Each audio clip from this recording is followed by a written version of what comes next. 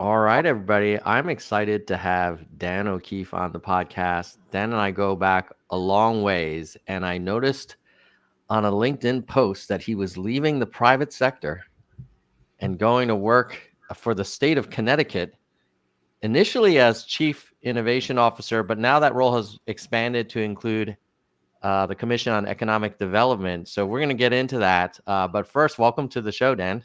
Thank you. Thank you. Great to see you. So tell us a little bit about your kind of background before formally working in the government. Like, what was your pre state of Connecticut life like? Yeah, I'll give you the longer story. And as I've gotten into public service, I've learned everyone has what they call a log cabin story. That is like Mm-hmm. the reason why perhaps you had a public service calling. So forgive me, I will share my log cabin story, but I think it's important to understand because I think it's important to understand why it drives why I ultimately wanted to do this. So I grew up. My wife and I both come from incredibly humble beginnings. I grew up with 8 people packed into a 3-bedroom. My wife was the first generation of her family to attend college, but I got lucky in the sense that I have my mother who was a public school teacher and always taught us to question and be intellectually curious and to always believe that there could be a path out there that was perhaps not obvious, but that if you worked hard was obtainable, and to believe that there was a world out there that was bigger than that which you could perhaps see in the moment. I ended up going through an academic journey, partially how I know Tom was in that academic journey. And it gave me an ability to see, industries and economic opportunities and things that I might do that in my little town outside of Boston, didn't exist. And through that, I realized I had a love of technology. This is where I say I got lucky a second time, which is I came of age. My career began at the dawn of what became the commercial internet. Mm-hmm. So in 1994, I created an e-commerce website. This is obviously the very early days of the internet, and it completely failed and was meaningless. Other than it taught me about the internet. At the very early formative stages, I learned kind of what that opportunity set might look like. And I started to believe it could be massive. And I decided to focus my career around it. So I started in technology investment banking and then went into technology investing and then spent the last 25 years investing in technology companies. And if you think about what that means is, again, it's believing that there is something that could be created that is bigger than that which is obvious today. That is, in my view, investing. It's believing an entrepreneur's vision that the world can be different in the future than what it is now, and that economic opportunity is worthwhile pursuing. So I did that for 25 years. I did always have a calling or an interest in doing public service. Much like when I began my career, I wasn't entirely sure what that meant. When I started my career, I didn't know what investment banking was. I didn't know there was an opportunity to invest in companies or how that all worked. I had to learn as I went. As it relates to public service, I always thought I'd run for public office. That was always something that was in the back of my mind. I had a conversation with my wife about it. The phrase "over her dead body" was in fact used. And I live in the state of Connecticut. I love the people of Connecticut, but I love my wife more. So that is off the table. And then I got lucky a third time. And the third time was I met Governor Lamont, Ned Lamont, who's the governor of Connecticut. And I met him last January. And, we had a conversation about the art of the possible. And it turns out we are incredibly well aligned in terms of his view of economic progression as a means for societal progression. It turns out we're incredibly aligned around, his view of how to invest in the Connecticut economy strategically. And we can talk about that. And I got excited. I started to realize, much like I learned in the private sector world, there is a whole world out here. There is a path that I didn't know was available to me. And he was good enough to appoint me as Connecticut's first chief innovation officer in July. In the vein of careful what you wish for, we developed a very good relationship. And just before Thanksgiving, I accepted his nomination to serve as the next Commissioner of Economic and Community Development for the state, which is a member of his cabinet and leads an agency called the DECD, which is in many ways the steward of our strategic investments in both the economy and in our communities. I will continue to hold the Chief Innovation Officer title until we find a successor. So let me know, Tom, if you want to move to the state of Connecticut. We would love to have you. It's great here. But I am actively seeking a successor. But the reason why I did that, when the governor asked me to take on this broader responsibility, it was very important to me. And I did say to him, while I'm honored and humbled to do it, I don't want to let the chief innovation officer concept go. Concept, I say purposely. Forget about title, forget about Dan O'Keefe. I didn't want to send the important message to our market that the innovation economy is something we're prioritizing, and then 4 months later say, just kidding. So we do continue to prioritize the growth sectors, but we can talk about the broader economy in Connecticut and ways I'm also trying to foster its broader growth. What was the conversation with your wife like when you were contemplating taking that chief innovation officer role? Because that's a full-time role that meant you would leave a very kind of successful private sector career. Was that something you all had been talking about for a while now, or was that also a difficult kind of trade-off? No, it was. I mean, these conversations are always. I'm not going to call them difficult. They're certainly interesting, right? Because this is a very. I've done effectively one thing for 25 years. I've done it at multiple firms, but I've been investing in growth stage technology companies for 25 years, and I think in that world I held every title. I started as an analyst and I ended as a managing partner. I truly grew up in that industry. And I mentioned getting lucky and coming of kind of I came of commercial age as the commercial internet came of age. What that meant was I got to spend, all of that time with incredible entrepreneurs who were literally defining a market, literally defining what ended up becoming, probably, if you include the mobile internet for you and I, Tom, this was like the Industrial Revolution, right? I mean, it's genuinely the equivalent. So to come of again, commercial age with that kind of growth trajectory in front of you was just an incredible run. I'm remaining actively involved with some of the companies that I was involved with prior to this transition. So it's not like I'm, not, staying sort of relevant in the world of emergent technology. But what I really wanted to do was I wanted to take everything I've learned from how companies can effectively scale. What kind of environments are prerequisites for the successful scaling of an enterprise? And again, I'm not going to sit here and say I've cracked the code perfectly. And these are deeply complex systems. It's very hard to move them quickly. You have to work over the long term. It takes consistent applied leadership over the long term to foster these ecosystems of growth. But I really want to take everything that I've learned and see if I can help do that. Where things are very local for me, really matter for me. Now, this started with conversations about potentially taking a federal appointment. That's where all of this sort of originally began. And when I sat down with the governor, he said to me, "Look, if you really care about change, if you really care about impact, that happens at the state and local level. You'll get frustrated if you go federal because you're just not going to have long-term impact, the kind of long-term impact you want to have." So he's like, "You're going to get frustrated. You're going to come back to me anyway. Why don't you skip that step and just meet the team and see if there's something here for you?" As all of this was happening, as you can imagine, I was having those conversations with my wife, and she's amazing. And again, I think I mentioned she's first generation of her family to attend college. So she deeply appreciates and is equally humbled by, the run we've had together in the private sector. And I think we're both now excited to see if we can have a long-term impact in the public sector.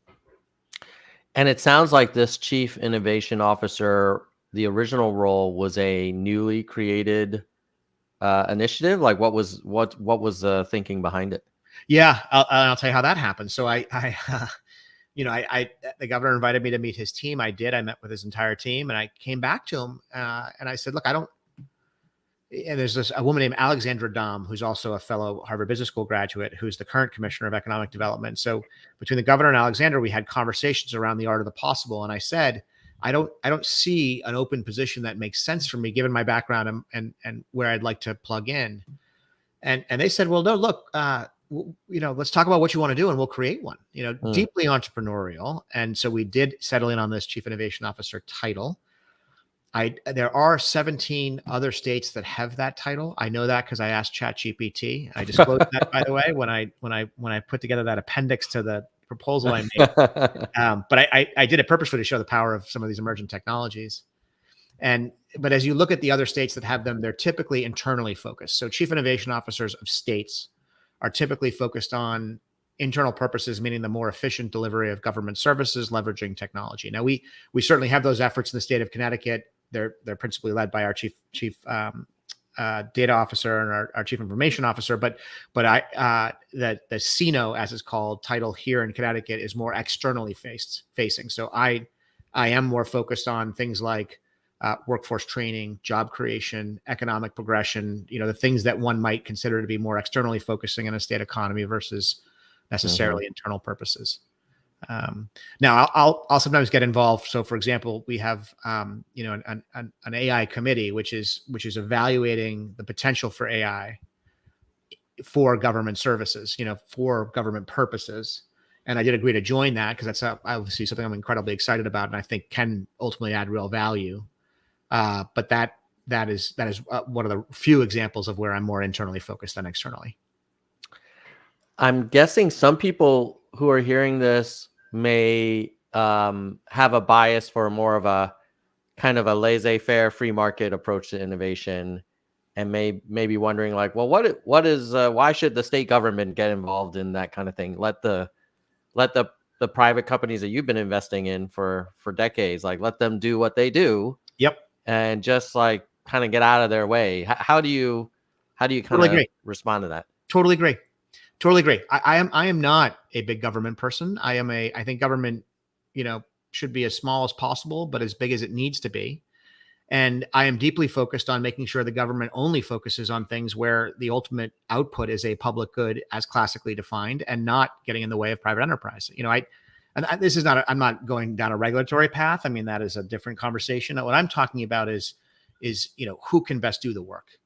And then let's talk about the work. So if we're talking about the actual activity of innovating, that should be done by private participants, and it is being done by private participants. But there are when I step back and think about the concept of ecosystem, when I think about the concept of culture, these are prerequisites to successfully innovative activity that take time to build. And you can let them build naturally, but I actually do think you can help along the way. You can support these ecosystems in ways that ultimately produce what is a public good, which is it's a culture of risk tolerance. That is a public good that will pay dividends for generations. And I often use the example. So Brad Feld is someone I'm deeply appreciative of the work he's done. One of the founders of Techstars, and he's written books about this topic and about how, building these ecosystems, is a multi-decade exercise. And again, going back to my earlier comment, which I stole from him, it takes this concept of consistent applied leadership. And, you really, you focus on, I think 4 areas. And they are areas that I think of as more ecosystem based than individual participant based. So if you think about what, an entrepreneur needs to successfully grow and build a business. And there are lots of things I can't help with. I can't help with the idea. I can't help with execution. I can't help with, the team you decide to hire. There are elements of execution that is totally on the entrepreneur. But what I can help with is the environment in which that entrepreneur executes. So let's talk about some of those inputs. I can't help who he hires, but man, I can surround him or her with great talent. And so access to talent is an area where the state can be extremely helpful in facilitating. And it's facilitating not only in the environment where we're training great people. And in the state of Connecticut, we've got 2 great research institutions in Yale and in UConn, and then 38 other universities throughout the state that are producing incredible graduates. We can continue to invest in our capacity to build and train our higher ed graduates. Second piece we can do is on training and retraining. If I think about what happened with globalization, labor went where labor was cheap, and that transition happened more quickly than we were able to keep up with in terms of retraining our workforce towards industries of the future. Think about what happens with AI now. If knowledge goes where knowledge is cheap because it's enabled by technology, and we're a principally services-based economy, and by we, I mean the United States, not necessarily just Connecticut, we've got a real problem.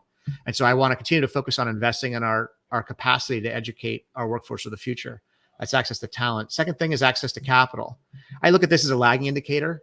We do have a state venture capital fund called Connecticut Innovations. It's been around for 30 years, led by incredible people, but also making sure that, that those providers of capital, my former world, look at Connecticut as an environment where ideas can thrive, where companies can thrive, where people can build. Two other streams are around networks and networking and mentorship and technical assistance. So networks and networking is supporting these groups of entrepreneurs. And I used to focus on the concept of place. Let's help build physical places where entrepreneurs can locate themselves. This is lab space. This is co-working facilities. Helping those kind of physical places where entrepreneurs can innovate.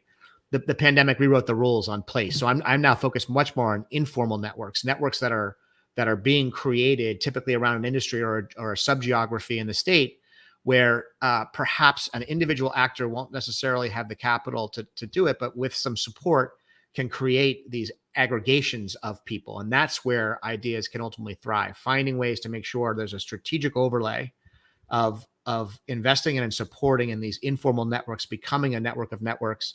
I think is a third input. And then the fourth around mentorship and technical assistance. This is helping entrepreneurs understanding what resources are available to them right now. If you're an entrepreneur in the state of Connecticut and you're wondering what's available to you and what programs are available to you, what informal networks are within your region, there is no resource. You have to figure it out. And I want to build that. I want entrepreneurs to come here and look around and say, oh, this is where I can go to see people of a like mind who can help me build. So all of those things are not innovations themselves. Mm-hmm. That should be the complete realm of the private sector. But what we can do is have a strategic deployment of resources to make sure we're creating an environment and an ecosystem that supports innovation. And that I do think is a public good. Yeah. So it's almost like chief innovation ecosystem officer. 100%. 100%. Yeah. Yep. I am. That's right. That's right. Yeah.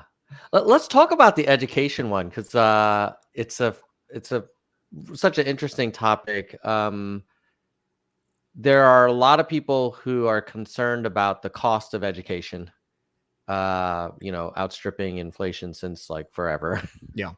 And then I think there are people who are wondering, like, gee, are we preparing these graduates, given all that we're spending, especially for the 4-year programs, are they coming out, and prepared to succeed and add value in the way that, the best way that they can? Because the curriculums, like, they don't feel like they've changed dramatically over the years. What's your sense of where, how prepared students are today and where we can make improvements? Yeah. Well, and I think, the trend lines are challenging in that, some of the preeminent institutions, which are the ones that most typically get characterized as having their cost outpace inflation. The numbers are what they are. Our population is growing. The number of graduates, the number of applicants is growing way faster than those schools are increasing their graduating classes. So, law of supply and demand, I'm not sure those trend lines don't look to me like they're going to course correct anytime soon. And I say that having attended a school which is experiencing that problem. And while I wish everyone on the planet could attend the great Brown University with the dean of admissions, that's a good friend of Tom's. But the reality is, that school is emblematic of many schools, which is that their acceptance rate is decreasing every year and getting incredibly small. So that's I don't see that course correcting. But what I do see is, I'll use Connecticut as the example. We have an incredible institution in UConn, and I've spent a lot of time with our president, Redenka Merrick. I've spent a lot of time with its R&D staff, its senior leadership, and the programs that UConn, as one example, is creating are really fine-tuned for the needs of the market. And it's everything from bringing in industry to collaborate. They have this incredible program where they'll bring in a lot of our advanced manufacturing companies and train students very specifically on some of these incredibly nuanced, but also, highly scientific, industries. Connecticut, for example, is 25% of aerospace parts are made in the state of Connecticut. We're the number one state for that. We're number two in submarine production. We make nuclear submarines here. Those are incredible industries, but they also require very specific and nuanced training. So, we do have these public research, these land grant universities that have been investing in capacity, in growth, and I think what you see are a lot of headlines about schools that don't have the ability, just are constrained on the ability to keep up with, their size is just not going to grow at the rate of some of these other inputs. But that isn't emblematic of the broader educational system in our state or in the country. And the last thing I'll note too is, I mentioned our two research institutions. Those are the ones we're most well known for. UConn, perhaps also because of its incredible basketball team. But we do have a large state university institution and technical schools. And we are, as a state, investing resources in growing that capacity, because frankly, that is capacity that is growable. Mm-hmm. Yeah. What do you think is, let's talk about the large kind of universities in Connecticut. How much input should the state have in those curricula? I could assume, like, if I were at Yale, I'd be like, hey, we've been around a while, like, we're welcome to, we know what we're doing, kind of thing. On the other hand, I guess if state funds subsidize some of that tuition or support students to go there, then maybe the state should have a say. How do you manage that relationship between the university and the state? Yeah, and look, Yale's not asking us for opinion on its curricula, to state the obvious, and nor would we opine.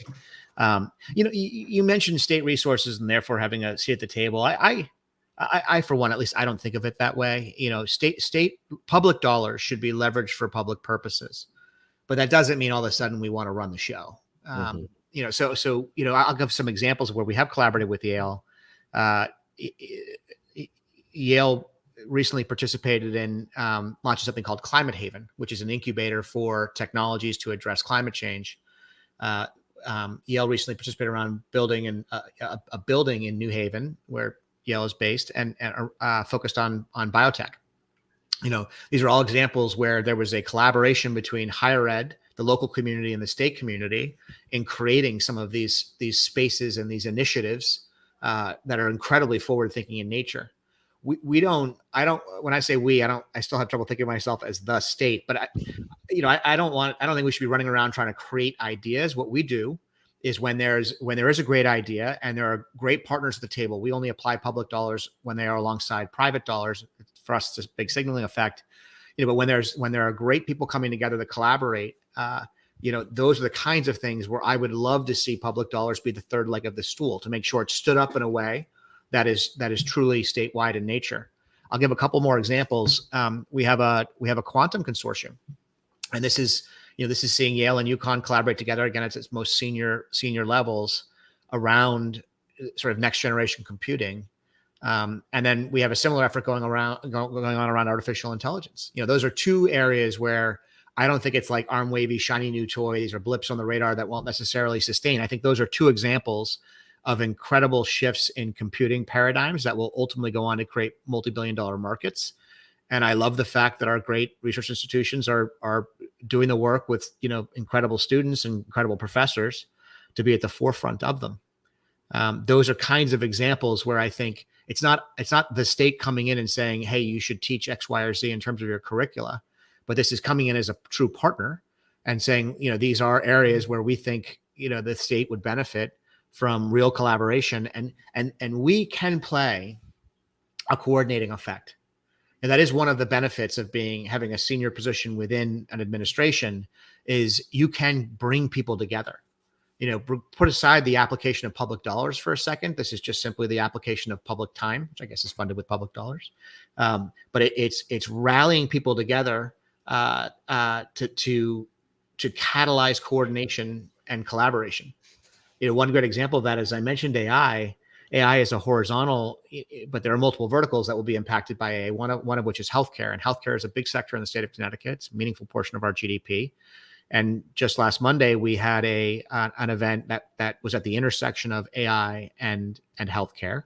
We had all the senior folks from our healthcare systems attend and participate. And we had Senator Blumenthal, who's our senior senator, who is leading the AI task force on a federal level, come and talk to that group about his vision. So that's just the kind of thing where when you can do this right, I think the knee-jerk reaction of a lot of folks is, it's that old Ronald Reagan quote, I'm from the government, I'm here to help. That's the worst. This is, I think when it's done right, and that's what most people worry about, that like once the state is involved, it's going to be a problem. And I reject that completely. Now that I'm involved and I see the good that can be done, when it's a convening catalyst of bringing incredible people together to really talk, and it sends a message that it's a priority, so people pay attention to it. They take their most precious resource, which is their constrained time, and start to apply against these longer term projects and outcomes. I think that's actually super exciting. That's why I've really enjoyed the job. How do you think about measuring success for these efforts? I'm sure you have seen your share of slides summarizing OKRs and KPIs. Like, what is it like in the government? How do you know if your work is having impact? Yeah. Well, there's the highest level, which is GDP. That's Mhm. economic progression. And I track that incredibly closely, probably too closely. I analyze Connecticut like I was analyzing a company. And, Mm. in the state of Connecticut, we had 10 years coming out of the global financial crisis where our economy contracted on an inflation adjusted basis. It's now referred to as the lost decade. That was not a good decade. Since then, we had a global pandemic, but coming out of it, we've seen an incredible rebound in our economy. And we were the 7th fastest growing economy in the state last year. That's the first time we've been in the top 10 since 2004. Wow. We look at population growth. Our population declined in 2018, 2019. Since then, it's grown. Tens of thousands of people have moved here in the last 2 years. And if you compare that to other states, Massachusetts is losing people, New York is losing people. I have this thesis that the pandemic, none of us wanted a pandemic, but it may have rewritten certain rules in a way that's benefiting the state of Connecticut. If you don't have to necessarily principally choose where to live based on a commutable distance to a concrete box, why not live in a place where the quality of life is quite high? And we've seen that, over these last couple of years. And again, I'm trying to invest in it. So GDP progression, population is something I track closely. Job growth is an obvious one. So we have a group called Advanced CT, which is the business development arm of the state, focuses on business attraction and business retention, which is a big application of my time in this role as well. And, there we're focused on, just companies that are growing and are adding jobs. And, those are folks that will contribute back to the GDP numbers I mentioned before. And then workforce, retraining our folks for the jobs of the future. We have a job gap in Connecticut the same way we do throughout the country. There are more jobs open than people filling those jobs. And we're working towards filling those jobs over time. And that's certainly a KPI I focus on. And the last thing I would say is just equitable access. I mentioned I benefited personally. The innovation economy changed the trajectory of my life. Because I was able to get involved. It took me and my wife, from a place that was challenging to a place where we're humbled that we now have the resources to be able to pursue public service. I want to make sure we do the same for others. And when I say equitable access, I'm talking about equitable on, every regard. So making sure that anyone, regardless of background, however defined, is able to access a growing, vibrant economy. Yeah, I completely agree with you on the importance of that access. And I do worry that as the jobs of the future are kind of rewritten, the families with resources that have been able to provide all of this support to their kids and are probably going to do okay. But it seems like it'll be really hard much harder for folks with less resources to adapt. And how do you think about closing that gap? I mean, the only way to do it is via education, and it takes time. You have to invest in a broadly defined education system to make sure that those, regardless of resources, are able to access it. And that's one of the challenges is we do have a system where resources beget resources. And it's not just in education. It's in, you look at our tax system. Capital is rewarded, labor is not. Capital compounds and is tax benefited. Labor is not. So those who are able to scale capital compound that benefit. You aren't able to scale labor. You can't monetize more of your time other than through hourly wage increases. It's just the nature of our system. By the way, that's why we have a progressive tax system in Connecticut. That's why we have a progressive tax system federally, and that's why I'm a deeply committed progressive. It's not because I want to take resources from those that have worked hard and give it to those who aren't working hard. That's often the brush that is painted around a progressive approach to taxation. I think it's incredibly important because it does say, to the broader system that the rules are not in your favor if you're not, one of those that are monetizing principally through capital, but they are, generationally with hard work, you can still break through. But so I think it's important to focus on education as one element. And then I do have a counter thesis to your point, though, which I just think is worth thinking about, which is you made the point, which I think is absolutely factually accurate, that those with resources are able to get the education, get the connections, get all the things that allow kind of success to beget success. But what if AI becomes the great equalizer? What if despite not having necessarily that same education, but if you understand how to leverage technology as a way to augment your skill set, what if that allows those who don't have the same access, the same educational resources to start to access those jobs that were historically done only by those that were able to go to pick your school or, pick your training ground, what have you? I wonder if that starts to be, people are worried about it taking knowledge work away. I'm just wondering if it shifts who can do knowledge work. Maybe it actually expands the audience of those who are able to do that knowledge work. Now that's just me. I have no idea. We'll have to see how it progresses. But I just wonder if we might be entering a phase where the nature of work gets redefined in ways that is sort of definitionally more equitable. I definitely buy that argument that it will break down kind of barriers to access to information, maybe on the scale, maybe more than the internet did. I think my concern is if everybody has equal access to all of that knowledge, I think there are other things around critical thinking, collaboration, communication, teamwork, executive function, like things that kids with families with a lot of resources can invest upfront.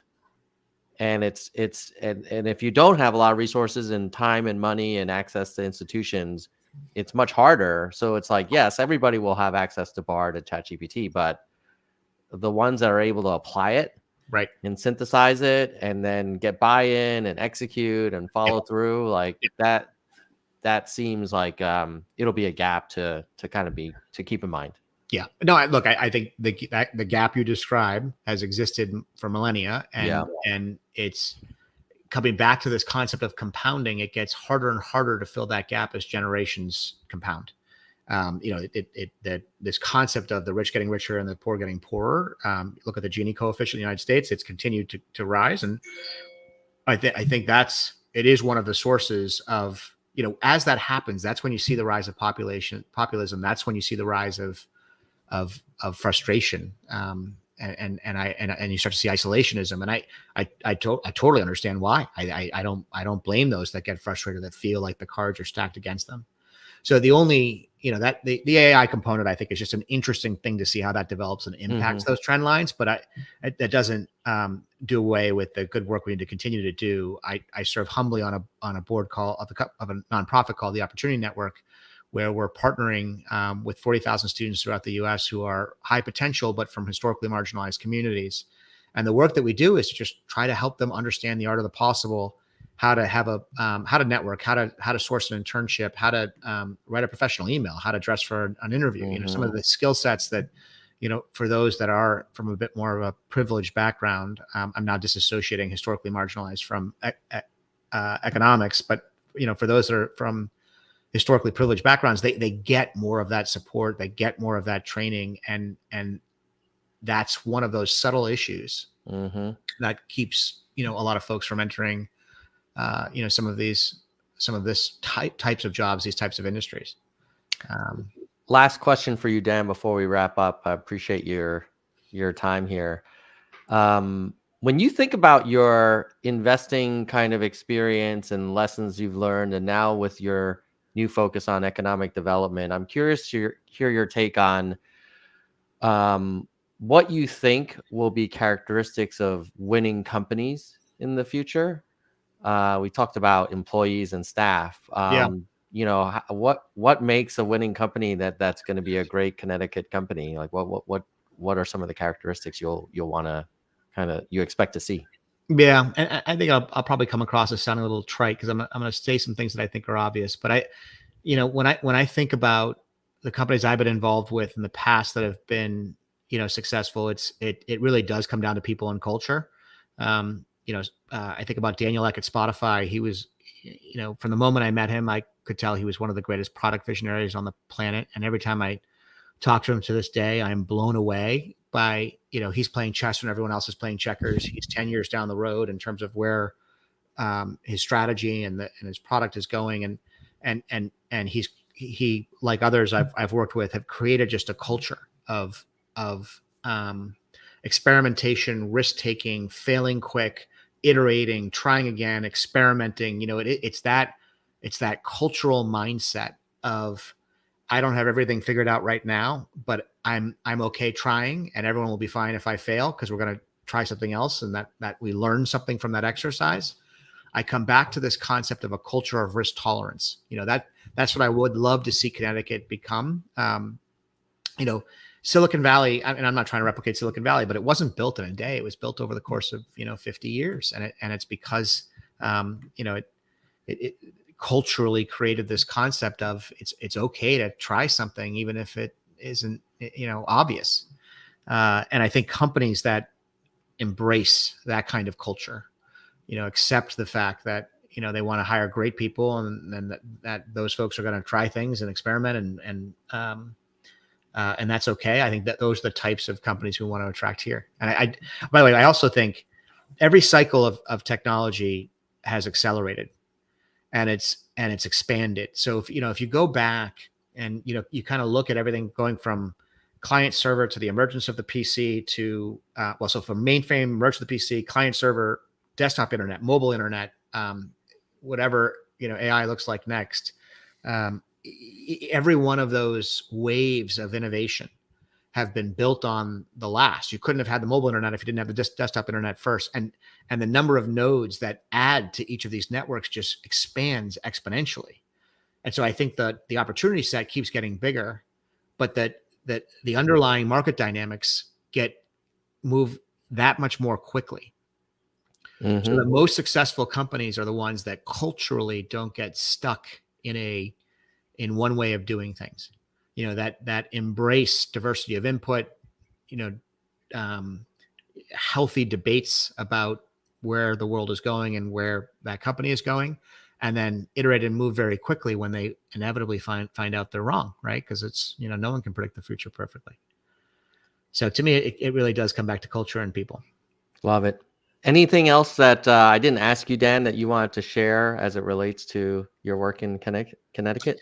Maybe just a pitch. I assume the audience here is mostly folks that are in the private sector, and I was warned before I did this to prepare to be frustrated. People said it's going to move slowly, and you're so used to like extremely smart, dynamic people and bureaucracy and blah.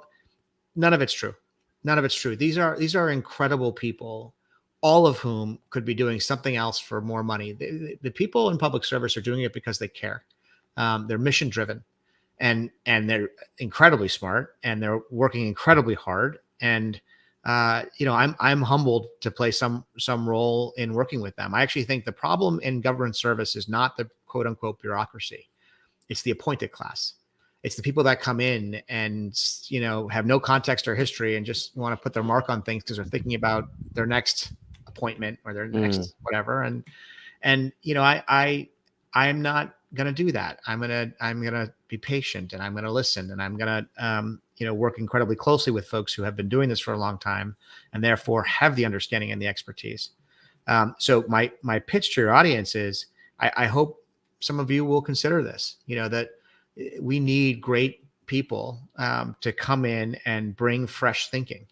At the end of the day, government is a meaningful portion of our economy, and there are public goods that investment in that public economy, ultimately can matter and change people's lives. So if anyone ever wants to talk about coming into public service, let me know. If anyone wants to move to the state of Connecticut and build a business here, let me know. Love it. Well, thanks, Dan, for coming on, and definitely thought-provoking stuff, and appreciate the shout out to our mutual friend at Brown, which some people call the Bowdoin of Rhode Island. We wish. Take care, Dan. All right, Bye. Bye now. All right. Dan O'Keefe, focusing on innovation and now head of economic development for the great state of Connecticut. Some takeaways. One is, it's so great to see people who could continue to pile up resources in the private sector to say, hey, I'm going to do something for, my community, my state. Have nothing but admiration for that.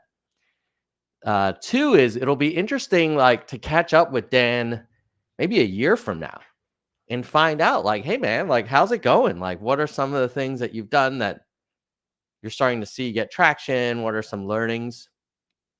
And three, it was just super thought-provoking around thinking about the impact of AI on sort of inequity in society and access to knowledge. I think he makes a good point that there's a lot of things that were exclusively accessible to people with privilege that kind of like the internet will make it much more democratized. So super cool. I wish we could have spent more time. Obviously, we could have spent hours talking about the role of education, specifically. I get it that he doesn't want to tell the colleges and universities what to teach, and how much society invests in four-year colleges. How do we make sure we're getting maximum benefit to society from that work and that investment? But yeah, cool stuff, and agree with Engaging Life's Moments that he's definitely not afraid of AI. I think Dan's pro AI, pro innovation. So thanks to Dan again for coming. I want to also thank people who make this content possible, and those are some of the channel members for Nerds for Humanity on YouTube. Our biggest supporter is Soldier One. He is a executive vice president, and you can support this channel and this content too by going to Nerds for Humanity on YouTube and clicking the join button. At the VP level, we have Kristen and Bike. Next level down, we have the hardcore nerds: Gene, David, DK, Jackalego, Mr. History, Mona, Vaughn, Yang, Dean, Galessa, Jay Perrin, Dana, Jason, Daniel, Mickey, Yoda, Unkiyu. And then at the entry level, verified, only $1.99 a month, cancel anytime: Lisa, Brandon, Sophia, Doris, Emerald, Ben, Shoni, Dr. William, Karen, Mai, Brittany, Lori, Wana, Kevin, Hope, T, Jeremy, David, Nicholas, Mike, Zig, Roberto, Jackson, Lantern, Cindy, and Alice. So let me know in the comments what you all think. Do you think there's an important role for the government in supporting innovation? And if so, I'm curious, if you had to pick one thing that they could do, what would it be? Would it be reducing regulation, lowering taxes, investing more in education. I probably say investing more in education personally. And when I say that, I mean, yes, more resources to education and looking at making sure people have skills that are valued by companies. So, it would be interesting like, oh, well, if a university or college is producing graduates that are not finding jobs, and then there's another university or college that is producing graduates that are getting tons of jobs, like maybe we should put more resources in that other one. But let me know in the comments what you think, and hope you all have a great rest of your day. Bye, nerds.